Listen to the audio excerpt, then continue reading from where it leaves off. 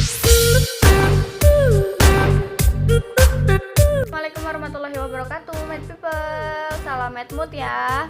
Jangan lupa jaga mood kalian buat tetap belajar matematika, oke? Hari ini kita akan bahas tentang himpunan. Ada beberapa materi buat kakak tingkat kayak SMA, kuliah, itu berdasar dari materi himpunan. Atau buat adik-adik yang baru masuk SMP, Kak, himpunan itu apa sih gitu ya. Oke, hari ini kita akan bahas tentang himpunan. Oke, Mad People?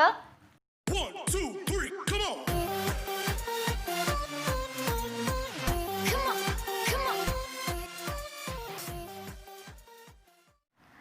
Himpunan itu bisa diartikan sebagai kumpulan dari benda atau objek yang dimana dia itu bisa didefinisikan dengan jelas. Nah, di sini contohnya apa, Kak? Kayak kumpulan bunga yang indah, oke ya. Terus rombongan siswa. Nah, itu kan beberapa contoh dari si himpunan itu kan. Jadi karena ada objek yang bisa didefinisikan dengan jelas atau dikategorikan dengan jelas. Paham ya? Nah, Kak, kalau himpunan tuh lambangnya gimana? Oke, di sini kalau lambang himpunan kita cuma perlu menuliskannya dengan huruf kapital. Contoh, Kakak mau bikin himpunan A. Boleh ya? Penulisannya ya udah huruf kapital A-nya aja. Tapi kalau misalnya kalian mau menuliskan anggota dari himpunannya, berarti misal A itu Kakak definisikan sebagai angka yang kurang dari 5. Angka yang kurang dari 5. Berarti anggotanya siapa aja? Kurung kurawal, jangan lupa. Kemudian definisikan anggotanya. 1, 2, 3, 4. Kurang dari 5. Jangan lupa ditutup lagi kurung kurawalnya. Paham ya, Matable ya? Yang pertama kalian itu bisa pakai kata-kata aja. Kata-kata. Contohnya gimana, Kak? Ya kayak kakak tadi. Kakak punya himpunan A, di mana anggotanya itu bilangan asli yang kurang dari 5 gitu ya. Nah, ini termasuk himpunan nggak, Kak? Himpunan, lihat dong penulisannya. Huruf besar, habis itu kurung kurawal. Ini di dalam adalah definisi dari anggotanya. Paham ya? Itu menyatakan himpunan dengan kata-kata. Nah, Kak, selanjutnya kalau misalnya kita pakai kata-kata tuh kepanjangan, kita pakai apa lagi nih? Oke, kita bisa pakai notasi. Gimana, Kak, cara nulisnya? Lihat, tadi kan Kakak udah tulis ya bahwa anggota himpunan tadi bisa didefinisikan dengan kata-kata. Nah, di sini perhatiin kalau misalnya Kakak punya himpunan A di mana ya, penulisan dengan notasi itu gini. Sama dengan kurung kurawalnya tetap. Kakak punya X di mana? Nah, garis lurus itu namanya di mana ya? Di mana X ini adalah bilangan asli kurang dari 5. Gimana, Mat People? Kebayang ya? Jadi ini penulisan berdasarkan notasi. Nah, yang ketiga itu bisa dengan mendaftar atau mengurutkan apa? Anggotanya. Kayak apa tuh, Kak? Kayak yang Kakak lakuin tadi di awal.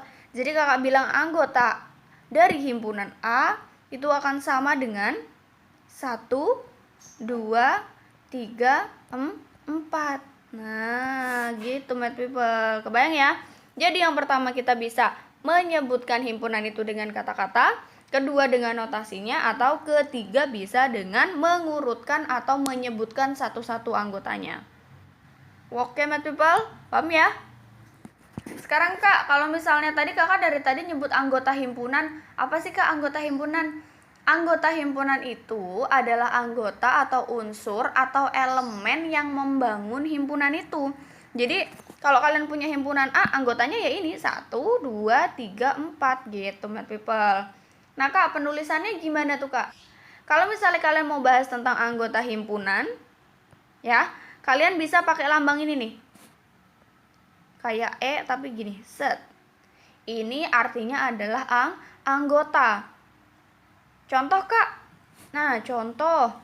Kayak yang tadi himpunan kakak bikin, kayak A sama dengan anggotanya itu 1, 2, 3, 4. Kakak bisa bilang bahwa 1 ini adalah anggotanya si A, bener gak? 2 ini juga anggotanya A, 3 juga, 4 juga gitu kan. Berarti kakak bisa bilang bahwa 1 itu merupakan anggota dari himpunan A, boleh gak? Boleh. Bilang 2 merupakan anggota dari himpunan A, boleh gak? Boleh. Ya, tapi kalau 5 kak? 5 berarti bukan anggota dari himpunan A. Kalau bukan pakai coret ya, dicoret gitu. Paham ya, material ya? Terus kak kalau misalnya ditanya anggota himpunan A itu ada berapa gitu, penulisannya gimana? Kalau nyebutin kan enak ya kak, anggotanya ada 4 gitu. Tapi kalau penulisannya gini. Kalian punya N dari himpunan A itu sama dengan berapa? 4 gitu aja. Gimana, masih gampang difahamin ya? Selanjutnya kak, kalau misalnya kita itu bahas himpunan, kita pasti nggak akan lepas dari yang namanya himpunan bagian. Apa tuh kak himpunan bagian atau subset ya namanya ya? Himpunan A kita tadi itu kan nilainya 1, 2, 3, 4 anggotanya. Nah kemudian kalau misalnya kita mau menentukan himpunan bagiannya, anggaplah kita bikin B, boleh ya? B ini anggotanya 1 sama 2 aja kak, boleh gak? Boleh. Terus bikin himpunan C kan nih kak, himpunan C anggotanya 3 aja sendiri, boleh gak? Boleh. Himpunan D nih kak, kita bikin bahwa dia itu anggotanya 1, 2, 3, boleh gak? Boleh. Lihat, selama anggota dari himpunan barunya itu adalah bagian dari si himpunan A, maka dia disebut dengan himpunan bagian. Berarti aku nulisnya gimana nih kak? Ya udah, kamu nulisnya berarti B subset dari A.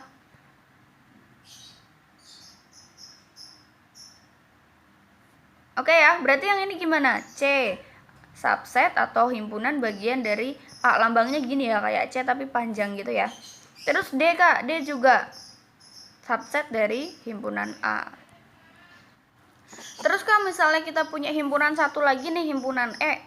Dia itu anggotanya misal 3, 6, 9. Berarti dia bukan himpunan bagian dari A kan? Iya bukan, berarti penulisannya gimana? E itu bukan merupakan himpunan bagian dari A. Ingat, kalau bukan itu biasanya ada coretnya. Kayak anggota tadi kan anggota terus dicoret. Sekarang subset kalau bukan berarti dicoret juga. Oke ya. Nah misal dari satu himpunan nih Mad People, kita kan tadi punya himpunan A, kakak tulis lagi deh di bawah.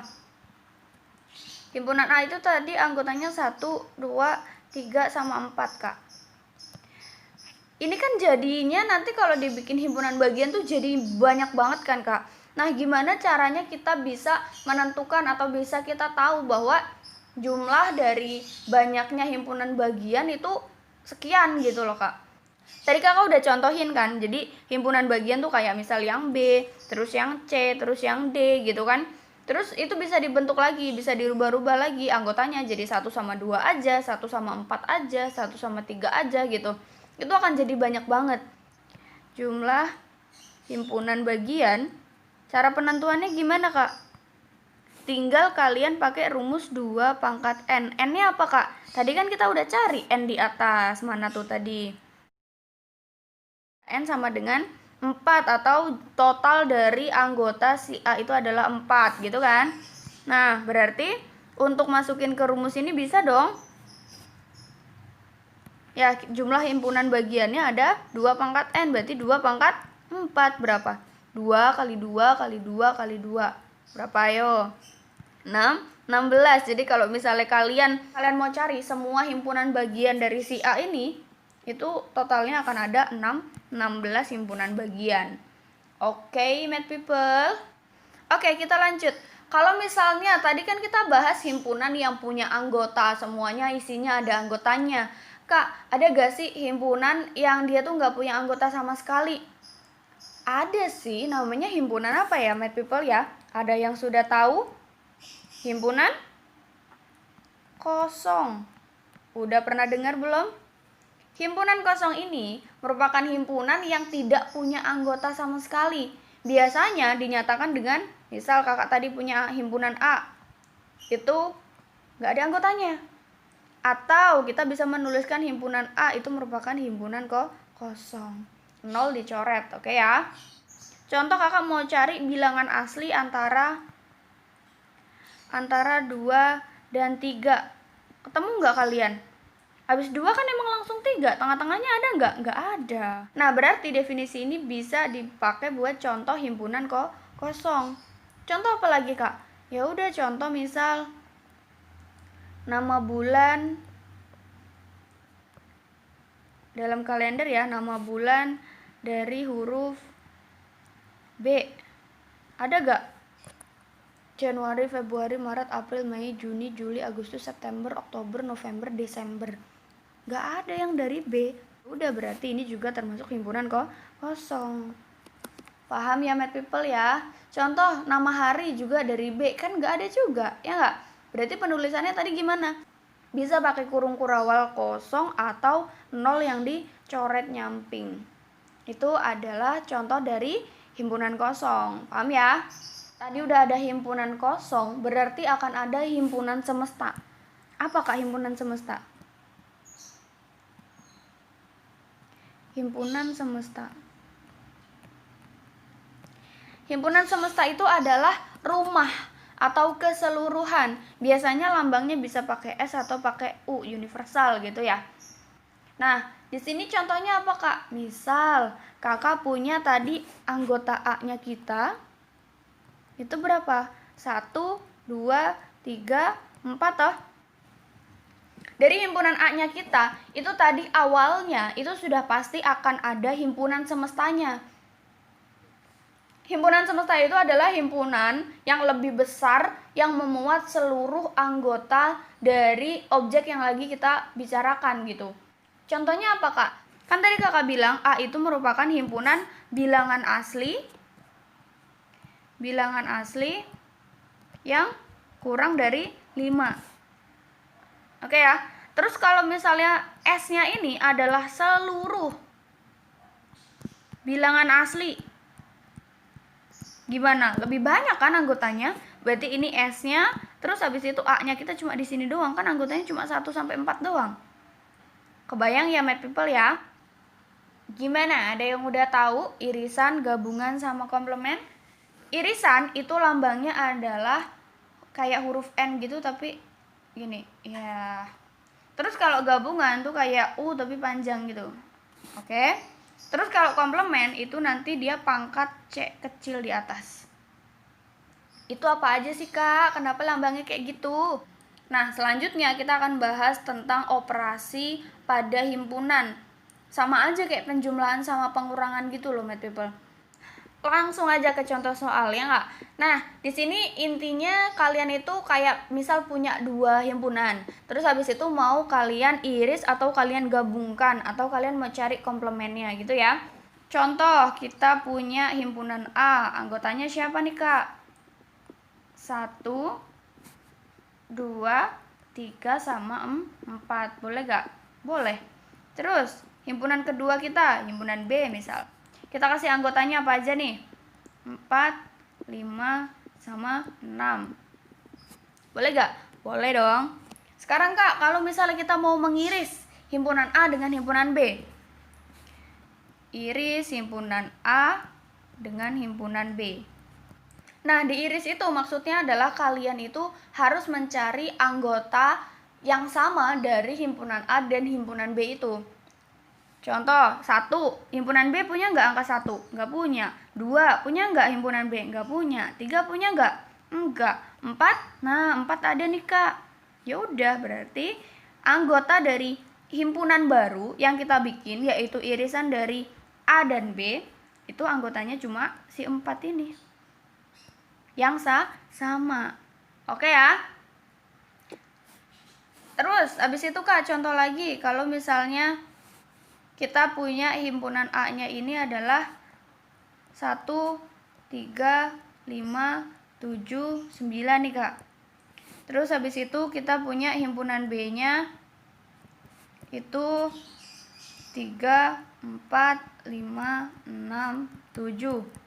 Nah, gimana tuh, Kak, kalau mau cari irisannya?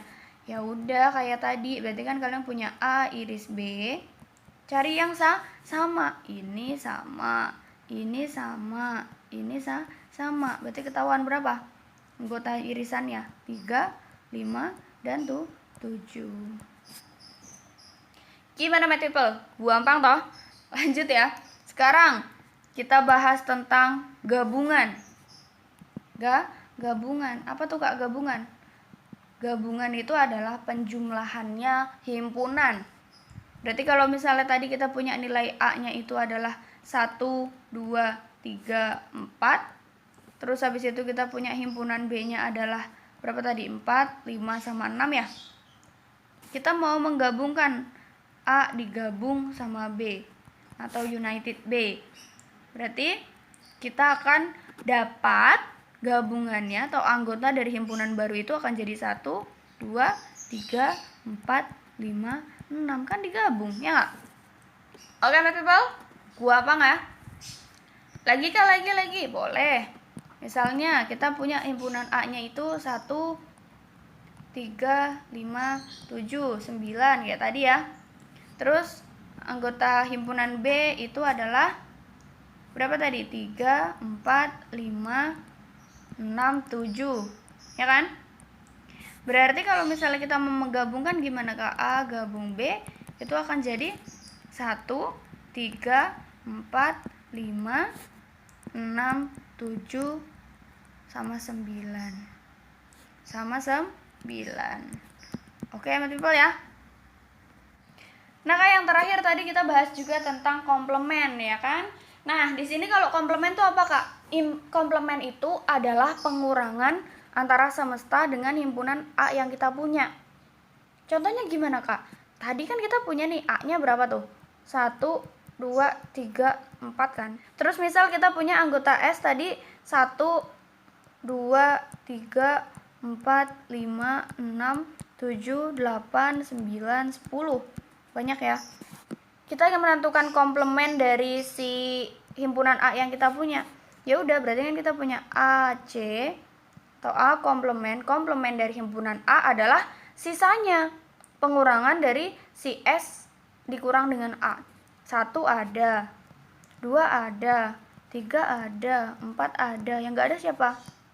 5, 6, 7, 8, 9, sama 10. Gimana? Gampang toh, math people toh? Nah, sekarang terakhir kita bahas tentang diagram Venn, math people. Aduh, udah pada pinter-pinter semua nih. Diagram Venn apa sih, Kak? Diagram Venn itu adalah merupakan bentuk diagram yang digunakan untuk menggambarkan himpunan. Cara gambarnya gimana, Kak? Kita tentukan semestanya dulu biar nggak bingung ya. Berarti himpunan semestanya kita anggaplah 1 sampai 10, boleh ya? Berarti nilai S-nya kita itu adalah X, dimana X itu kurang dari sama dengan 10 dan X-nya adalah anggota bilangan asli. Oke? Nah, selanjutnya kalau misalnya kita udah punya himpunan semestanya, kita juga pasti ada himpunan yang kita tuju. Misal himpunan A nih. Himpunan A itu misal anggotanya 1 sampai 4 tadi kan ya. Terus himpunan B misal kita punya berapa nih? 4, 5, 6 misal. Ya gak? Himpunan C, boleh gak? Sekalian deh yang banyak. Himpunan C itu 6, 7 misal. Oke, waktunya menggambar. Perhatikan ya, math people ya. Ingat, penulisan atau penggambaran pertamanya itu pakai persegi dulu. Oke, persegi ini pojokannya ada semestanya.